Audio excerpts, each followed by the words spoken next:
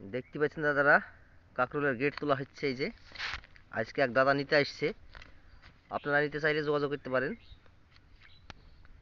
এই যে গেটটা আপনাদের দেখাই। তো এই যে গেট দেখতে পাচ্ছেন আপনারা, কাকরুলের গেট এরকমই হয়। আর এখন হচ্ছে মোক্ষম সময় রোপণ করার। এই যে গেটগুলা, ওইগুলো দেখা চোখগুলা, ওই চোখগুলা দিয়ে কুশি বেরাবে, ওইগুলা দিয়ে গাছ হবে।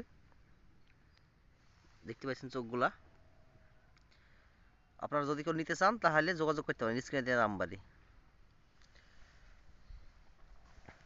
যে ভিডিও সারাদিন কেমন